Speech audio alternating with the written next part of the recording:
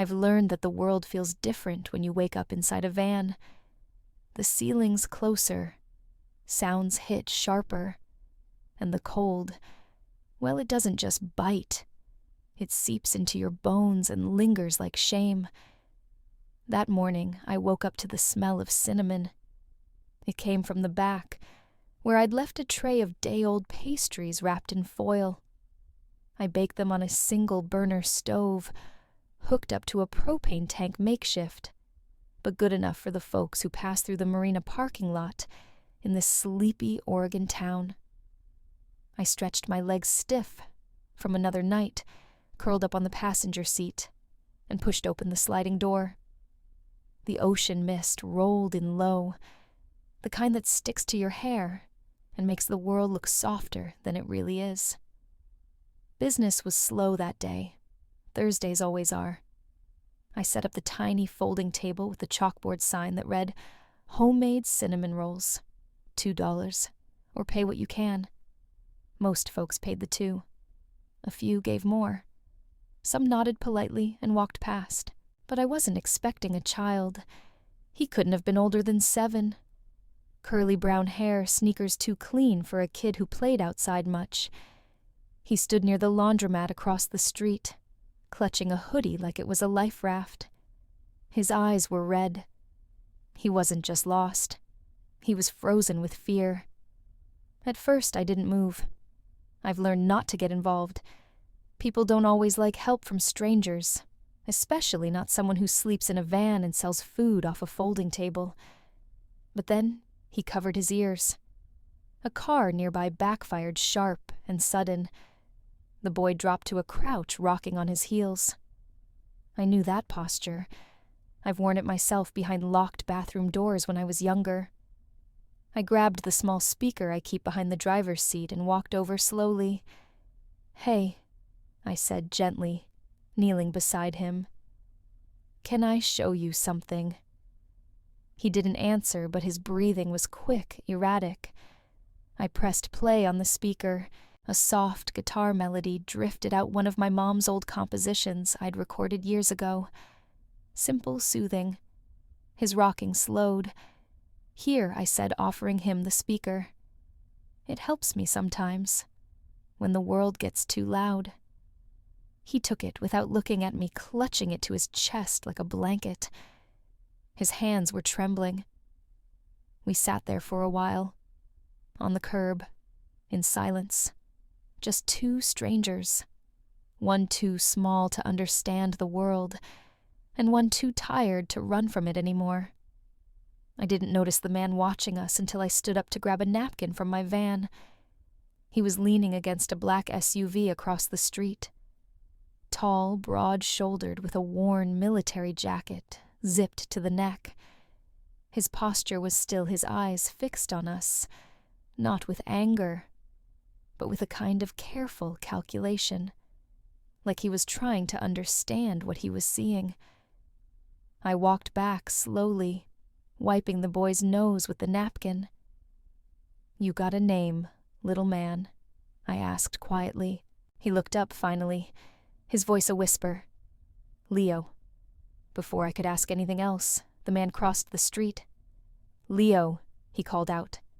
The boy stiffened. The man crouched beside him. "It's okay.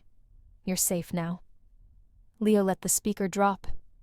He leaned into the man's chest without a word. The man looked at me. Really looked. Then said, "Thank you." I nodded. He was scared. I saw. I turned to head back to my table. Didn't expect anything more. But before I could close the van door, I heard him again. "What's your name?" I hesitated. Then answered Ava. "Ava Monroe." He nodded slowly, then left carrying the boy, my music still playing softly in his hand. I stayed by my table pretending to rearrange the pastries, but my hands were shaking a little. I've had people look at me before, shop owners, cops, customers who think homemade means unsanitary. But the way that man looked, it wasn't judgment. It wasn't pity either. It was something in between. like suspicion wrapped in concern. A few minutes passed. I thought they'd left. But then I heard footsteps again. The man was back alone this time. Leo wasn't with him. He stopped a few feet from my table and studied me in silence. I was about to say something when he spoke first. He has panic attacks when he hears loud noises, especially engines or anything sudden. I nodded. Sounded like a backfire. That car near the laundromat. He glanced over his shoulder, then back at me. You knew what to do. Not really, I said. I've just been there. He raised an eyebrow. You. I shrugged. Different reasons. Same response. He looked down at the speaker, still playing faint music. What's the song? My mom wrote it. I recorded it before she passed. He didn't say anything for a while. Just stood there, hands in the pockets of that weathered jacket as if weighing something. Leo doesn't talk to strangers, he finally said. I didn't talk much as a kid either. He gave a short, dry exhale. Almost a laugh, but not quite. Marcus Hayward, he said, extending his hand. I wiped mine quickly on my jeans before shaking his. Ava Monroe. He looked past me at the van. You live out of there? No point in lying, I replied. Yeah. Why, I blinked. Because rent's a joke. Because minimum wage doesn't stretch far. Because grief knocks the floor out from under you, and it takes time to rebuild. He nodded slowly, like someone hearing words they already knew, just in a different voice. I'm not here to judge, he said. Didn't think you were. He glanced at the tray. Those yours made them this morning. He pulled a few bills from his wallet and slid them across the table. I'm not hungry, he said, but I think Leo will be. I wrapped 2 buns in parchment and handed them to him. Tell him I said thanks for the company. Marcus gave a small nod, then paused. I don't usually let people near my son. I didn't exactly ask. That's why I noticed. With that, he turned and walked away. Next morning, I found a note tucked under the windshield wiper of my van. Neat handwriting. Black ink. Just a sentence. If you're around tomorrow, same time, Leo wants to say thank you. No name, no number. Just that. And suddenly, Thursday morning didn't feel so cold. The next morning, I was back in the same spot. Same folding table, same sign, same van with a cracked side mirror, and a dent near the bumper that I stopped noticing months ago. And there he was. Marcus, walking toward me with Leo, who clutched a folded piece of paper in one hand and a half-eaten apple in the other. They stopped at the table. Leo didn't say anything at first, but he didn't look scared this time. He looked expectant, like I owed him something, and he wasn't sure what it was. Then he handed me the paper. A drawing, me sitting cross-legged next to him on the curb. A little speaker between us with cartoonish music notes floating above. It wasn't very good. It was perfect. Thank you, I said softly. Leo gave a shy nod and leaned closer to Marcus. Marcus looked at me again. That same searching stare from the day before. You said your name was Ava Monroe, he said slowly. Yeah. He tilted his head, thinking, You ever play music near 5th and Locust? That old train platform, I nodded. Yeah. Sometimes I bring my guitar there late, after the bars close when no one's listening. I was listening, he said. A few months back. Cold night. You were playing something that stopped people in their tracks. I blinked, caught off guard. I didn't know anyone remembered. I don't forget voices easily. There was something in the way he said it. Like he wasn't just talking about music. Like he remembered the way people carry sorrow when they sing from it. I didn't know what to say. Compliments make me nervous. Kindness even more. so I did what I always do when I don't know what's happening. I smiled, said, "Well, that explains why you looked familiar too." He nodded. Maybe it wasn't just Leo who needed help that day. He turned to leave, but before he did, he added, "We'll be around. If you are." And just like that, I found myself wondering what exactly had just started, and what it was I'd just agreed to without saying a word. I didn't expect to see them again so soon. But the universe has a habit of nudging you when you're just about ready to stop hoping. It was Saturday. The lot was quiet, except for the occasional dog walker and the sound of boats creaking in the harbor. I was packing up early, only sold 3 cinnamon rolls and a half slice of banana bread. Enough for a gallon of gas, not enough for hope. That's when the black SUV rolled in. I didn't need to see the plates. I recognized the shape of Leo's curls through the tinted window. The door opened and he jumped out holding something wrapped in foil. Behind him, Marcus followed slower, more measured. Same jacket. Same unreadable face. Leo ran up and held out the foil package like it was treasure. "I made a sandwich," he said, grinning wide. Dad helped. It wasn't just a sandwich. It was wrapped in brown paper tied with twine. There was a small sticker on it, one of those gold ones people use for birthday gifts. It said, "Thank you." I looked at Marcus, unsure. He nodded. "We're having lunch down by the docks. Thought you might want to join." I didn't move at first. Not because I didn't want to, but because I couldn't remember the last time someone invited me to something without strings attached.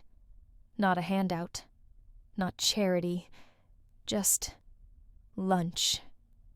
"You sure?" I asked, gesturing at myself, hair tied back messily, flour on my jeans van behind me, looking like it barely passed inspection. "We wouldn't have come if we weren't," Marcus said. Leo asked. That was what did it. We walked to the benches near the water. Nothing fancy, just a weather-worn picnic table with paint peeling from the edges. Marcus laid out a small spread, 2 sandwiches, a thermos of apple cider, a Ziploc bag of sliced fruit. Leo sat across from me, humming quietly. I recognized the tune. One of mine. I pulled a couple of cinnamon rolls from my bag and added them to the table. "Trade deal," Leo said, biting into his half with no hesitation. Marcus sipped his cider and watched him for a moment, then looked at me. "He's quiet with most people," he said. "I'm not most people," I replied before I could stop myself.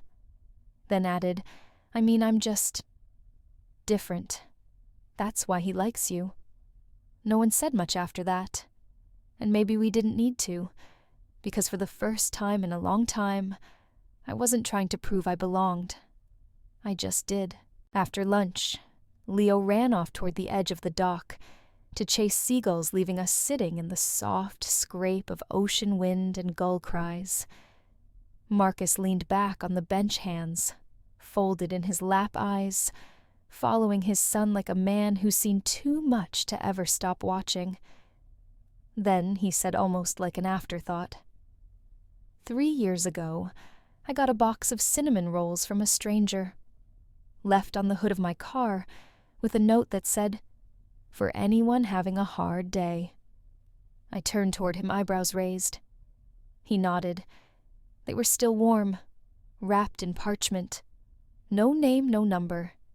Just the smell of cinnamon, and that note. I blinked. You remember that I remember everything from that week. My wife had passed 4 months earlier.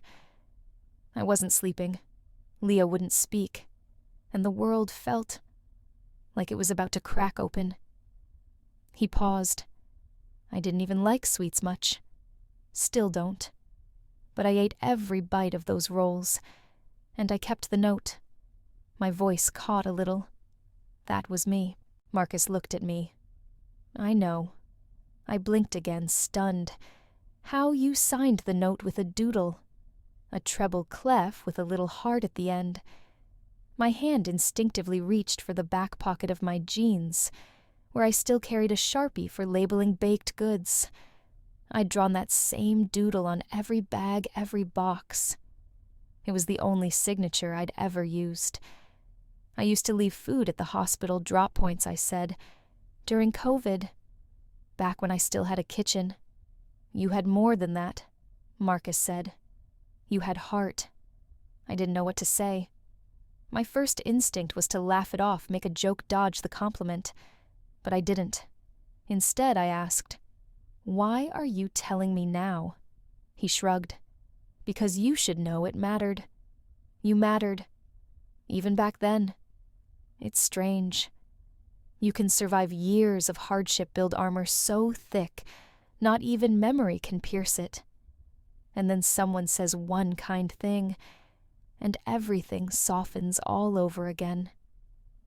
I stared out at the water. Leo's laughter echoed in the wind. "You're not what I expected," I said. Marcus smiled faintly. "Neither are you." For a moment, I thought maybe this was what healing looked like. Not loud, not dramatic. Just a conversation over leftover lunch with the ocean humming quietly in the background. When it was time to pack up, Leo didn't move.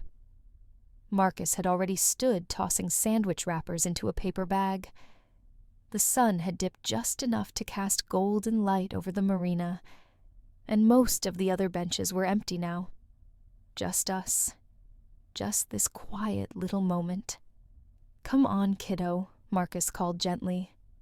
Leo shook his head and stayed glued to the bench next to me, holding the last half of a cinnamon roll, like it was a secret he didn't want to share. "Leo," Marcus repeated. Still no response. I looked down at him. "You okay, bud?" He looked up at me, not scared, not nervous. Just solid, like he'd made up his mind. "I want to go with you," he said.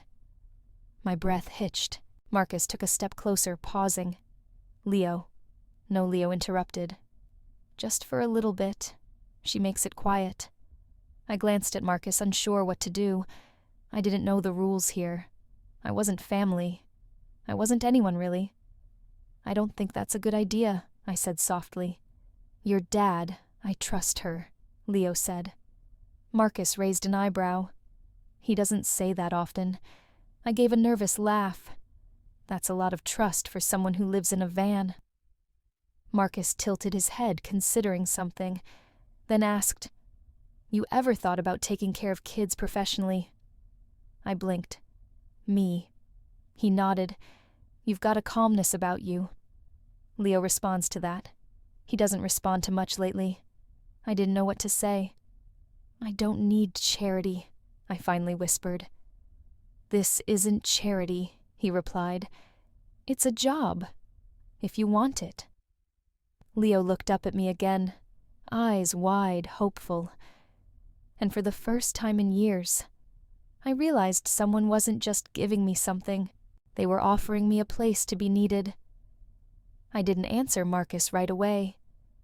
When someone offers you a place in their life, especially someone who doesn't hand out trust easily, you'd think the answer would come quick. But mine didn't. Not because I didn't want to say yes, but because I didn't know how. Because for most of my life, nothing given to me stayed long. And no one who smiled stuck around. I grew up in the foster system. 4 homes before I was 10. 8 by the time I turned 16. You learn to pack light when you're always in transition. Not just bags, your voice, your thoughts, your trust. Everything becomes temporary.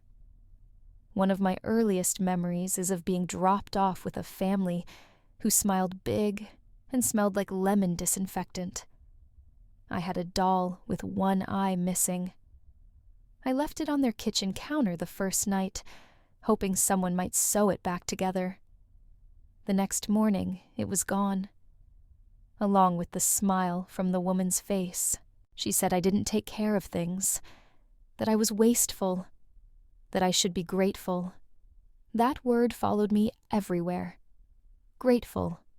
For hand-me-down shoes that didn't fit. For frozen dinners eaten alone.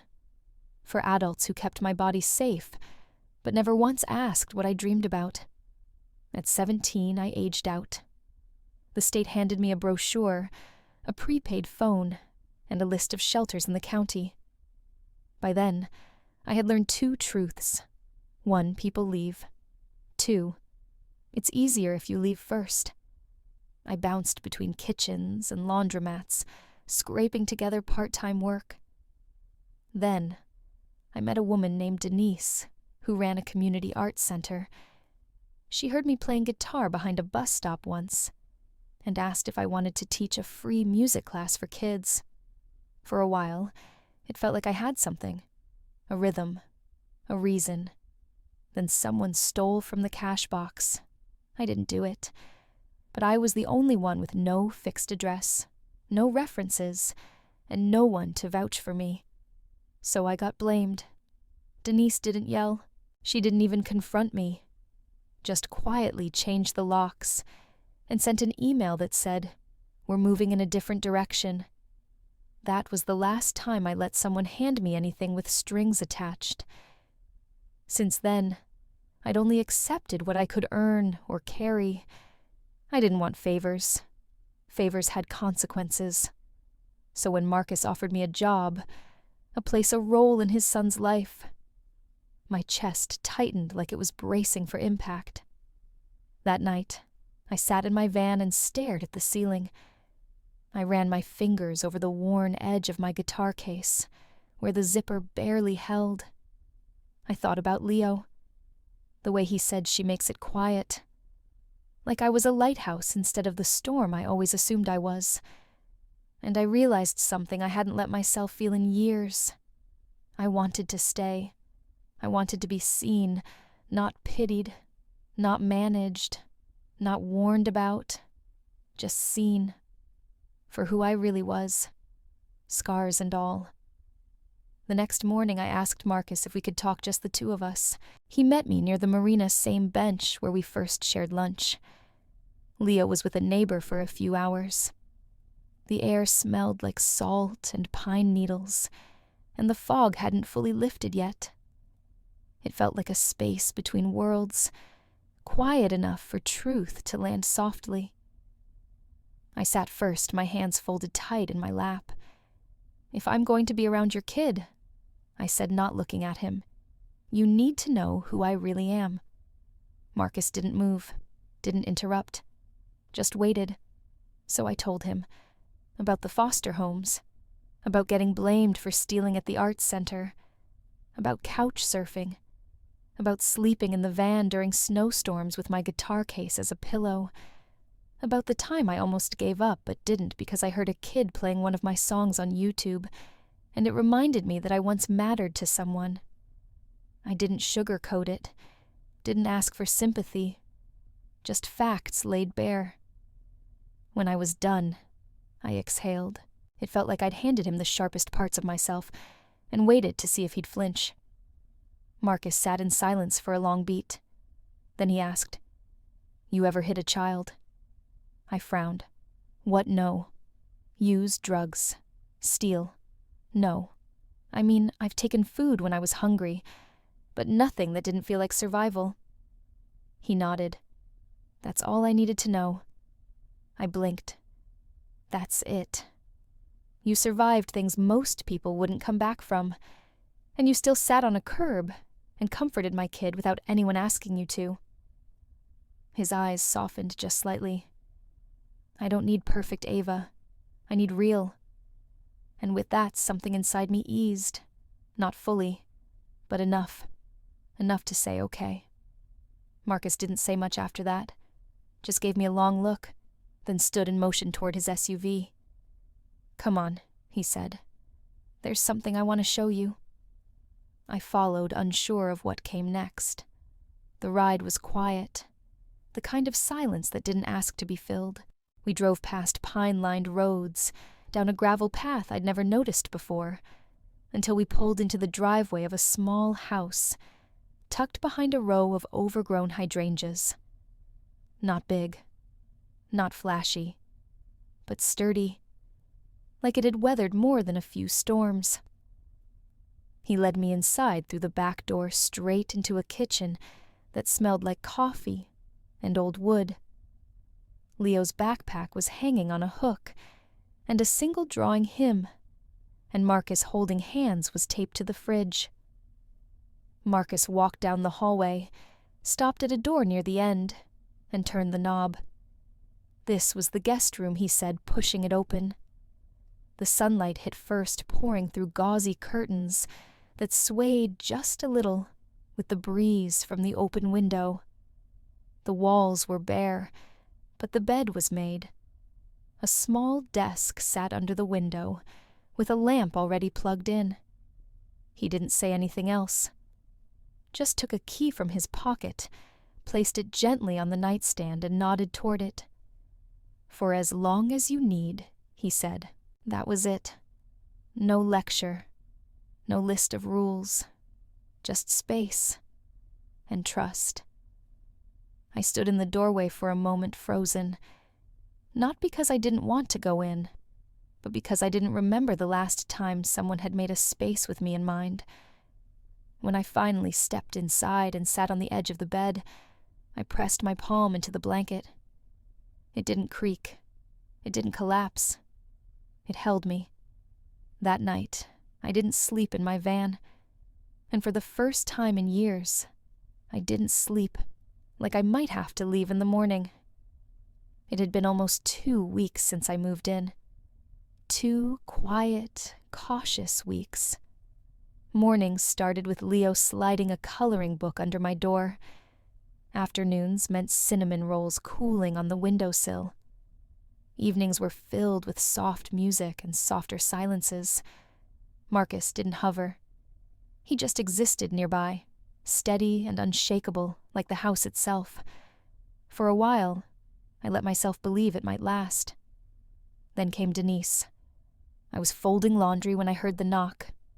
Not hurried, not friendly, just precise, measured, like someone who didn't knock unless they had a reason. I opened the door, and there she was, tall, put together, dressed in a slate-gray blazer, like she was about to deliver a TED Talk. "Hi," she said with a thin smile. "You must be Ava." I nodded. "And you are?"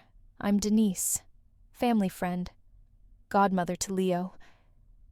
She didn't wait to be invited in, just brushed past me like the air in the doorway belonged to her. I closed the door behind her and followed. She scanned the room, not openly, but practiced, the way people do when they're pretending not to take inventory. I didn't know Marcus had someone staying here, she said, eyes pausing a little too long on my shoes by the back door. "It's recent," I replied.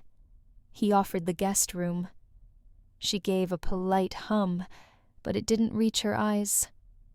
"I've known Marcus a long time," she said, settling into a chair without asking.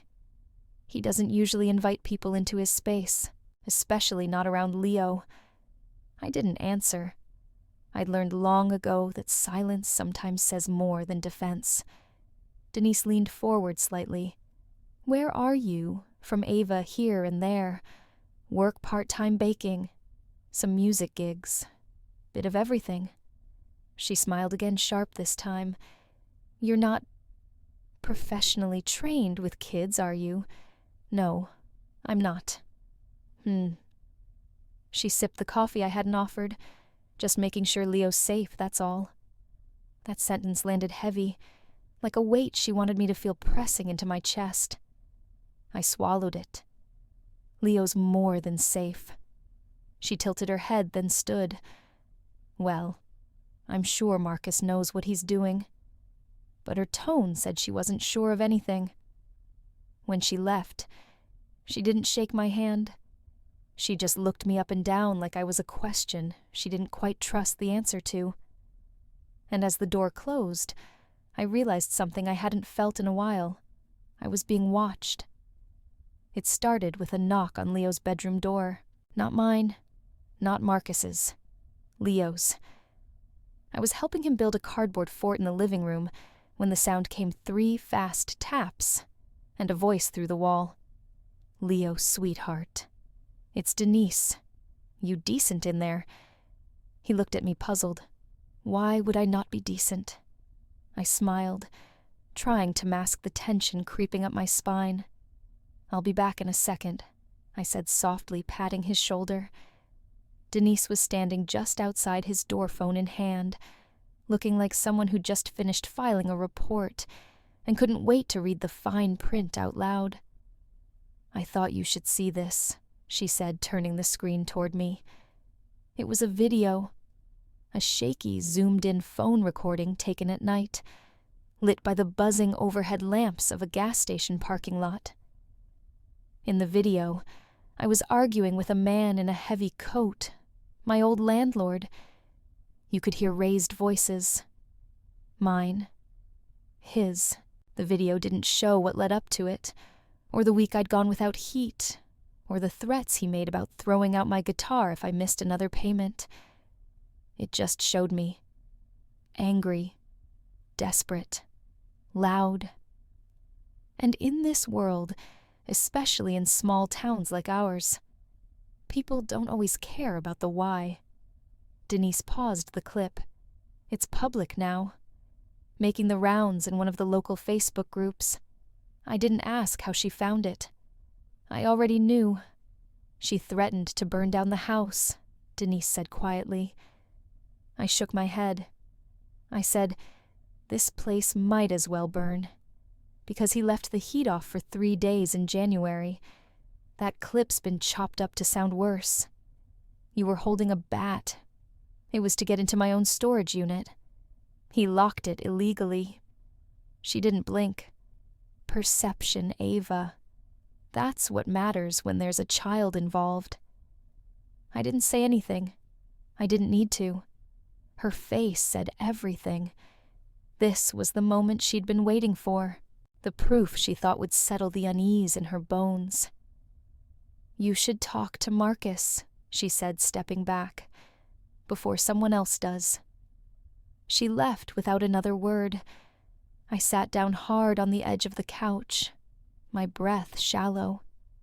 Not because I was guilty, because I knew exactly how fast a reputation could rot. By sunset, people were whispering at the grocery store.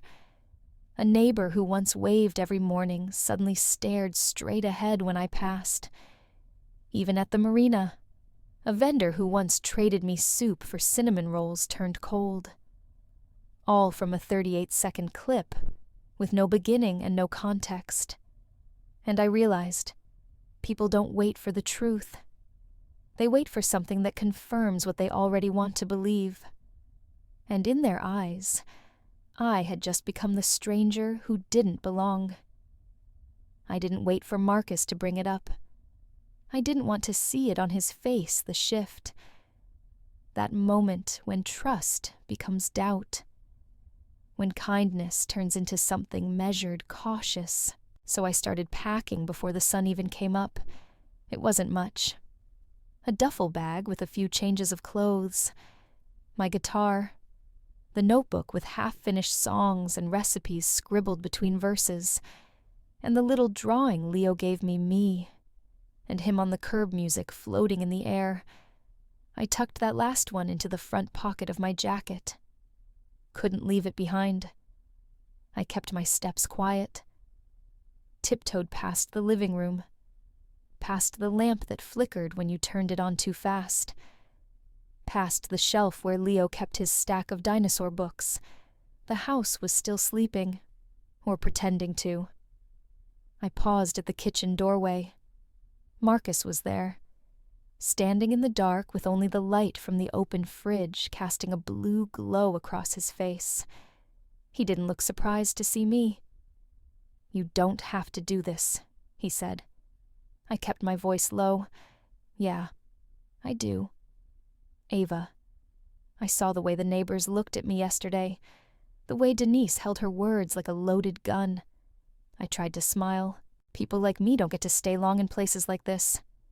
He stepped forward. That video doesn't change how I see you. Maybe not today. But what about next time? Next clip? Next rumor?" He didn't answer. I looked down. I don't want Leo to watch me get pushed out. It's better if I just slip away. Marcus nodded slowly.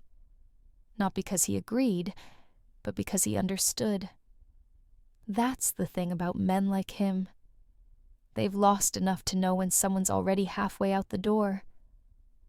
As I reached for the knob, he said quietly, "There's a spare blanket in the back of your van. I put it there last night." I froze. I figured you might try to leave before sunrise. I didn't respond, just stood there swallowing the lump in my throat. Then I opened the door, stepped out into the fog, and let it swallow me whole. I didn't cry. Not until I was back in the driver's seat staring at the steering wheel, because leaving was familiar. But this time, leaving hurt. I thought I could leave quietly. I'd done it before dozens of times. Slip away before anyone noticed. No goodbyes, no drama. Just the soft closing of a door and the hum of tires on wet pavement. But this time, I didn't get that clean escape. As I turned the key in the ignition, I heard pounding on the passenger window. At first, I thought it was Marcus. Maybe he'd changed his mind. Maybe he had one last thing to say that would make walking away easier. But it wasn't him. It was Leo. Hair still messy from sleep feet bare on the gravel driveway pajama top inside out. His cheeks were red, his fists tight. I opened the door without thinking. He climbed in like he belonged there and shoved something into my lap. A folded sheet of printer paper, crinkled at the edges. His handwriting in big, blocky letters. "Please stay. I like when it's quiet." My throat tightened. Leo looked up at me, eyes glossy. "I saw your bag. I heard you. You were leaving." I tried to speak, but he kept going. Did I do something wrong? "No," I whispered, shaking my head. "You didn't do anything wrong." "Then why?" "Because the world doesn't always let people like me stay. Because some people only see the worst version of your story and never flip to the next page. Because love, real messy, unconditional love, feels too big to fit in my hands." But I couldn't say any of that to him. So instead, I just opened my arms. He didn't hesitate. Leo climbed into my lap, wrapped his arms around my neck, and held on like he thought I might disappear mid-breath. And for a moment, I wanted to. Disappear into this one warm, breaking, perfect second, where someone wanted me to stay, without needing a single reason. "I made that drawing last night," he mumbled into my shirt. "I was scared you'd go because of the video." I stiffened. "You saw it." He nodded. "Denise showed Dad. I heard them talking." I pulled back, met his eyes, and what do you think? He didn't even pause. "I think you got mad because someone was mean. That doesn't make you bad." God, if only the world judged with that much clarity. I kissed the top of his head and held him a little tighter. "I don't know if I can stay," I whispered. Leo reached into his pajama pocket and pulled out a crayon. He scribbled something on the back of the paper, then held it up. "Stay. Safe." He smiled. "That's what you made me feel." And just like that, every defense I'd spent years building cracked right down the middle. Leo eventually fell asleep in the passenger seat, curled up with the same blanket Marcus had tucked into the back. His paper sign, "Stay, Batiker safe," rested on his chest like a quiet kind of protest. I sat there unmoving, staring out through the windshield, watching fog roll over the pines like slow breath. My hands gripped the steering wheel, even though I hadn't decided which direction to go. I didn't hear Marcus approach, but I felt him before I saw him standing at a distance, just outside the edge of the mist. He didn't come closer, didn't knock on the window, just waited. After a while, I stepped out, closing the door gently behind me, so Leo wouldn't wake. I stood across from Marcus in the half-light, arms crossed, to hold in whatever was threatening to spill out. I didn't ask him to come out, he said simply. I know. I didn't ask you to stay either. I know. We stood there, two people who had spent far too long learning how not to ask for what we needed. Finally, I said, if I come back in, it's not because I believe I belong there. He gave the faintest nod. Understood. It's not because I'm sure I deserve it. Another nod. I swallowed. It's because Leo asked. Marcus looked at the van, at the shape of his son inside it, sleeping soundly for the first time in weeks. I've made peace with ghosts, he said, but Leo still sees the world in color. If he's reaching for you, it's because he sees something true. I shook my head, blinking away the weight behind my eyes. He trusts fast. No, Marcus said gently. He trusts right. Silence fell between us again, but it wasn't uncomfortable. It was the kind of silence you step into, not away from. I looked down at my boots, then back at the door to the house. The porch light was still on. I'll stay, I said softly. For him. Marcus didn't smile, didn't offer a grand gesture. He just stepped aside, opening the space between us like a door that had never been locked in the first place.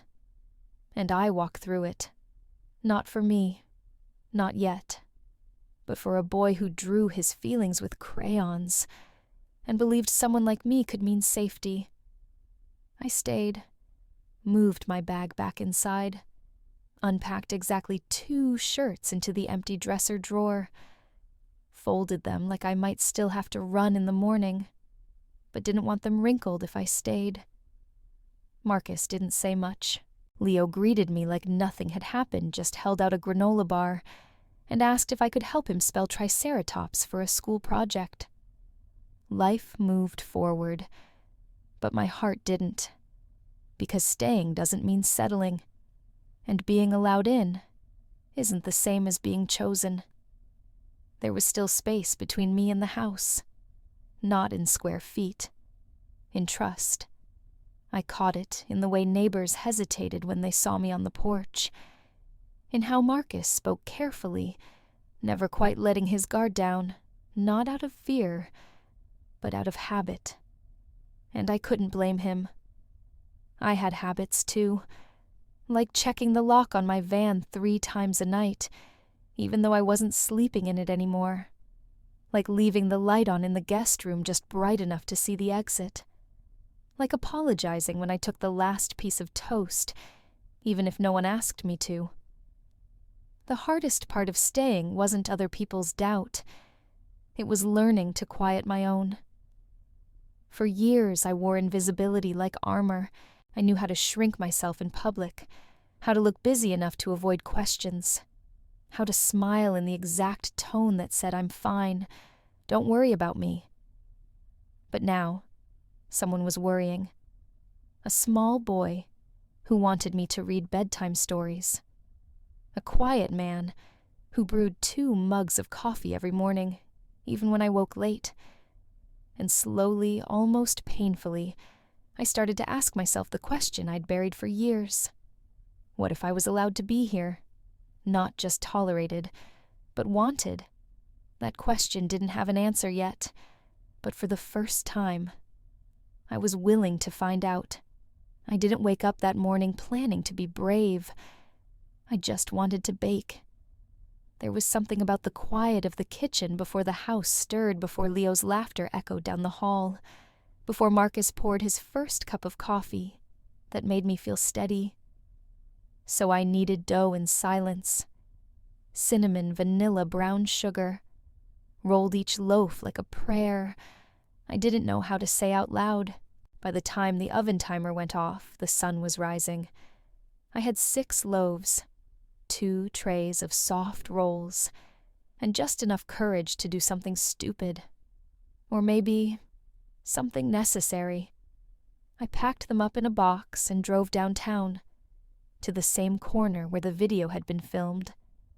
The gas station, the laundromat, the park bench where I once sat pretending not to cry. The air still smelled like fried oil and exhaust. The faces hadn't changed much either. Same old men with coffee cups. Same shopkeepers behind smudged glass. Same quiet judgment. But this time I didn't flinch. I unfolded my table, set down the box. No sign, no prices. Just a handwritten note. Take 1, or 2. Pay what you can, or just say hi. And then I waited. First came the glances, then the whispers, then a woman I vaguely remembered she used to run the flower stall near the marina, walked up slowly, brows drawn tight. I heard you left, she said. I almost did, I replied. But I came back. She looked down at the rolls, still warm in the tray, picked one up, took a bite, chewed slowly. Then she said, "Too much cinnamon," but not in a bad way, and walked off without another word. The next hour passed like that. No one apologized. No one brought up the video. But 5 rolls disappeared. Then 3 loaves. Then someone dropped a $10 bill in the tip jar without taking anything. By noon, the tray was empty. And I sat behind the folding table, in the same street where they once looked right through me and felt seen. Not entirely forgiven, not fully welcomed, but seen. And sometimes that's how change begins. Not with applause, not with open arms, but with a nod, a bite of bread, a second glance. Every loaf I baked that morning wasn't just food. It was an offering, a second chance, a quiet way of saying I'm still here, and I still have something good to give. It was almost closing time. Only 2 rolls left. A light breeze picked up tugging at the corner of my hand-drawn sign. The kind of afternoon that makes you feel like the town itself is exhaling. I was packing up slowly, folding napkins into a tin, when I saw her. Denise. Same crisp blazer. Same purposeful stride. But this time, she wasn't scanning the street like she had something to prove.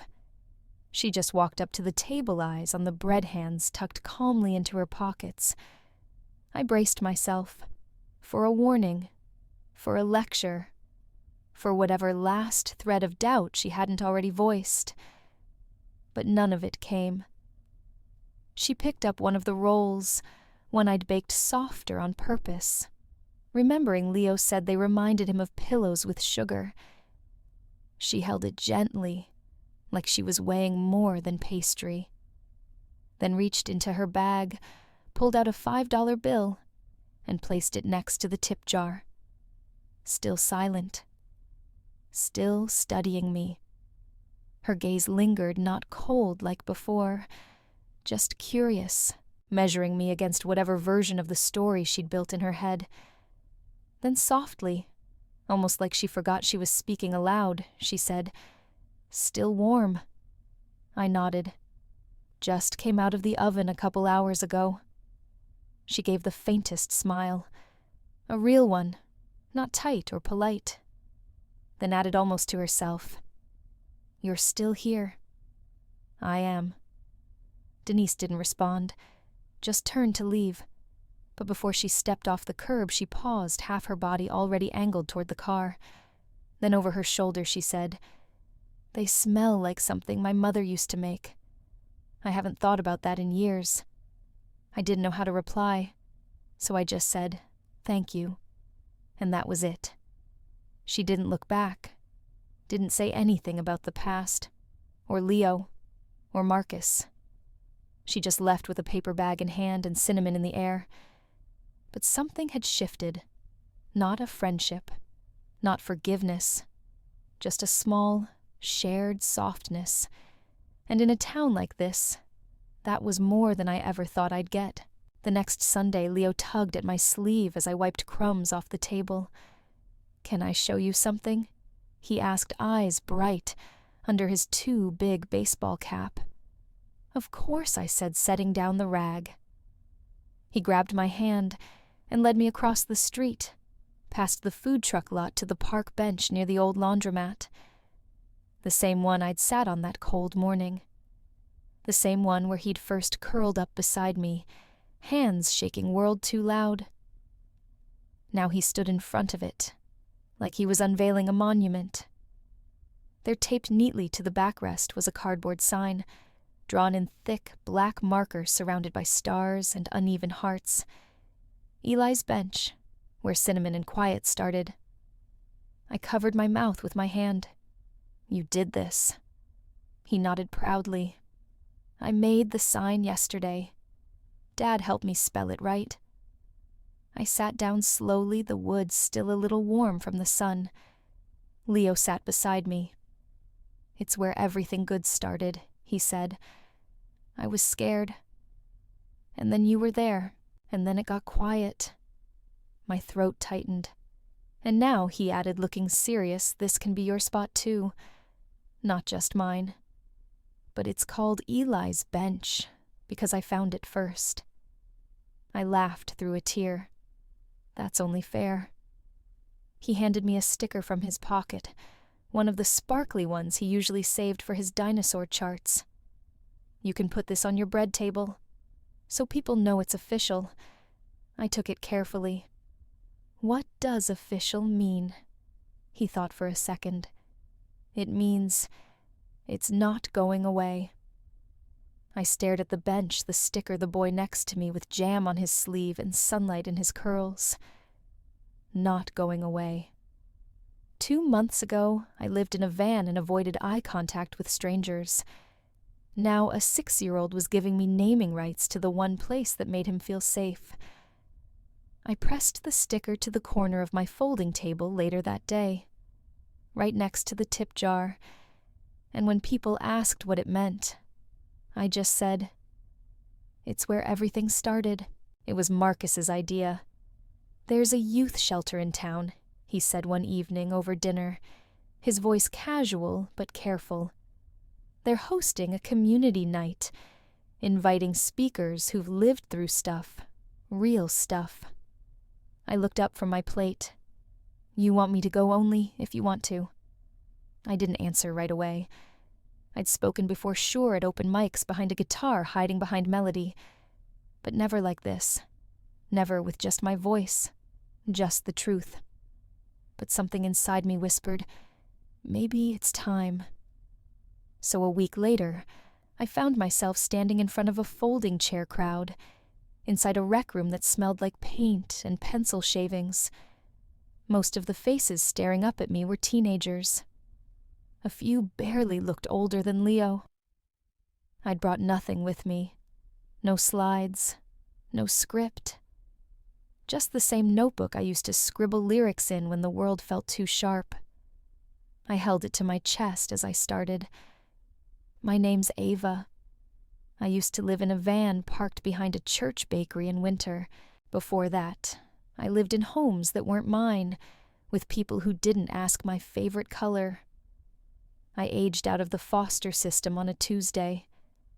Got handed a grocery bag with my clothes and a voucher for a motel that smelled like bleach. No one moved. One girl in the front crossed her arms tighter. A boy near the back leaned forward, elbows on knees. "I didn't come here to inspire you," I continued. "I came here because I used to sit in chairs like these and think, people like me don't get to stay. Anywhere. In jobs, in houses, in love. We're built to move, to disappear before someone pushes us." I swallowed. But then a little boy sat next to me on a sidewalk and didn't move away. I told them about Leo, about Marcus, about the cinnamon rolls, about Denise and the video, and the feeling of knowing a whole town wanted to see you fold and deciding not to. I didn't sugarcoat anything. I let my voice shake when it needed to. Let silence hang where it mattered. Then I said something I hadn't rehearsed, hadn't even planned. I used to think safety was for other people, for the lucky ones. But now I think maybe it's something we get piece by piece. A quiet morning, a kind stranger, a second chance that actually sticks. A hand went up. A boy with hollow eyes and a hoodie zipped up to his chin. "How do you know when you've earned it?" he asked. I smiled soft. "You don't. That's the trick. You don't earn it. You accept it. Even when your voice tells you you're not worth it." The girl in the front wiped her cheek. No one called her out for it. I stepped down from the front heart, thudding hands still cold, but lighter somehow. That night, after everyone had gone, the director came up and placed her hand on my shoulder. "We've had a dozen speakers," she said, "but that's the first time I saw them really listen." I nodded, unsure what to say, but inside a door I didn't know I'd locked. Opened just a little. I was gathering my things, still feeling the echo of my own words, when a voice piped up behind me. It was the boy in the hoodie, the one who'd asked about earning safety. He hadn't left yet. He stood there with his hands shoved deep into his pockets, eyes on the scuffed floor. "Can I ask one more thing?" he mumbled. I nodded. "Of course." He looked up. "Do you have a family?" The question landed harder than I expected. Family. That word had always felt like a door I wasn't allowed to knock on. Something that belonged to other people. People with baby pictures and spare bedrooms and emergency contacts who answered the phone. "I used to think I didn't," I said carefully. He tilted his head. And now, I didn't answer right away, because at that moment I caught sight of movement near the entrance. Marcus, leaning against the frame arms crossed not in impatience, but in quiet patience, the kind that said, "Take your time." And next to him, Leo, half asleep hugging his dinosaur hoodie, holding a thermos with both hands.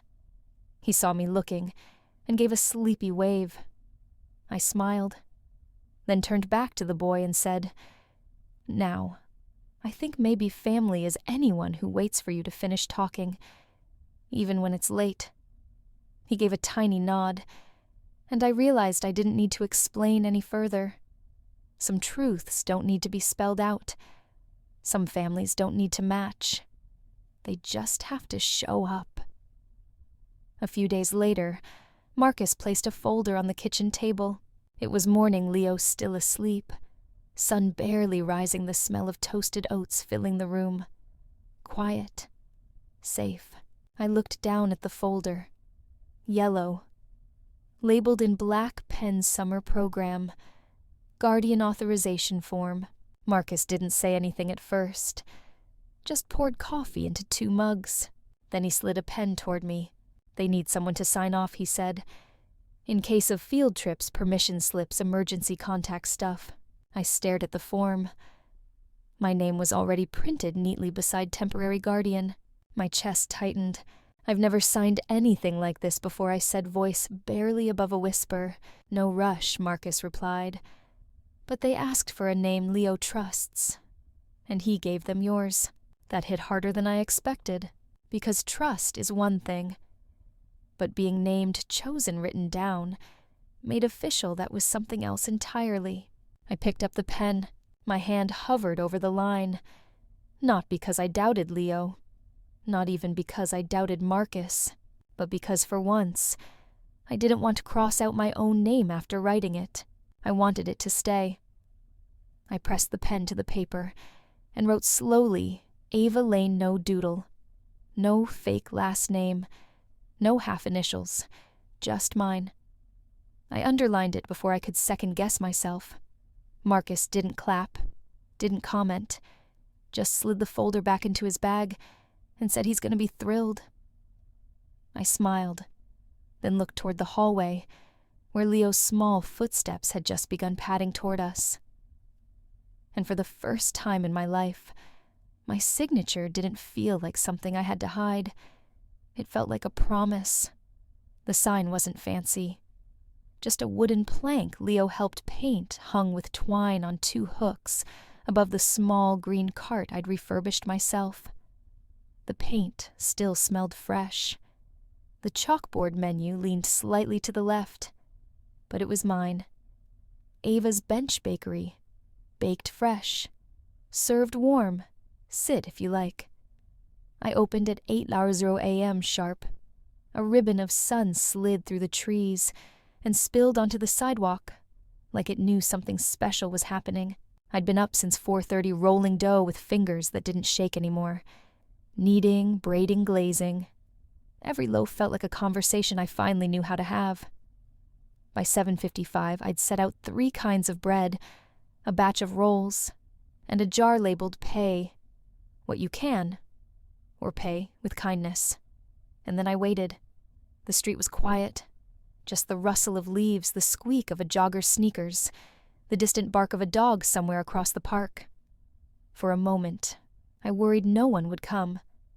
Then I saw him. Marcus, walking up the sidewalk like he did every morning, except this time he wasn't just passing through. He stopped in front of the cart hands in his coat pockets, smile soft and crooked. "Good morning," he said. "You're early," I replied, trying not to sound nervous. Figured someone should be first. I handed him a roll, still warm, glazed with vanilla. He took a bite, closed his eyes, nodded. "Too much cinnamon," he said like it was an inside joke now. "Not in a bad way," I replied, smiling.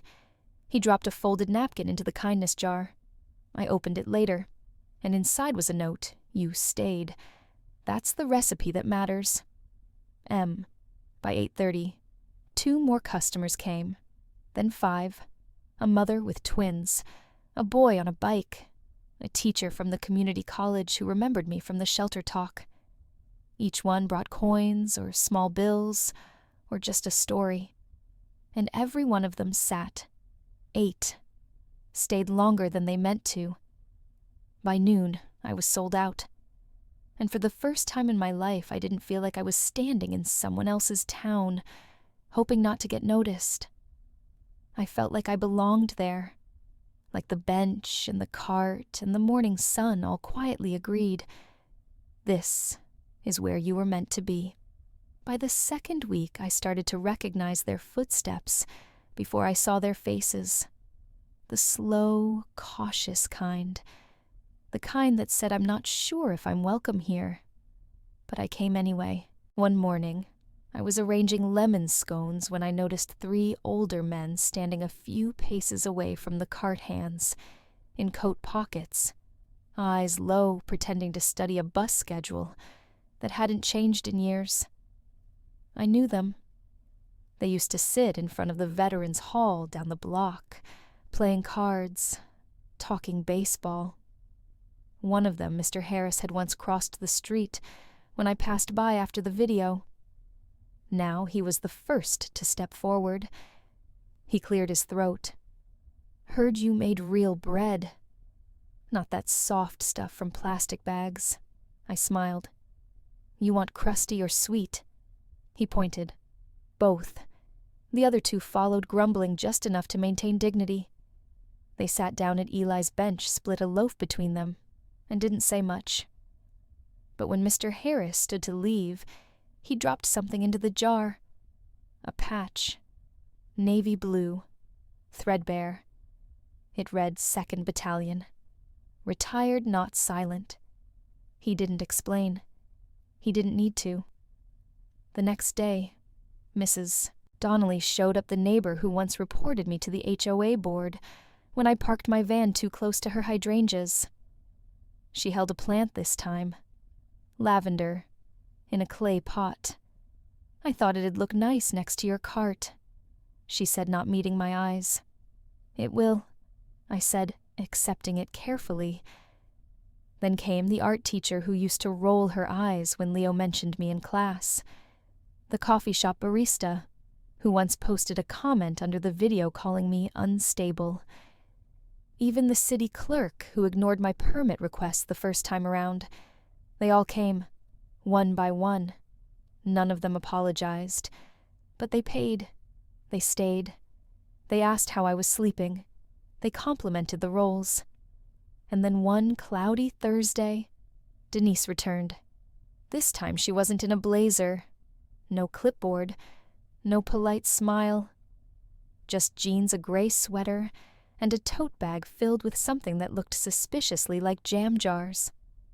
She walked up, picked up a cinnamon twist, then paused. "I never said thank you," she said, voice low. I looked at her. "For what?" "For staying." I nodded. She added, "Leo doesn't talk about that bench anymore like it's his."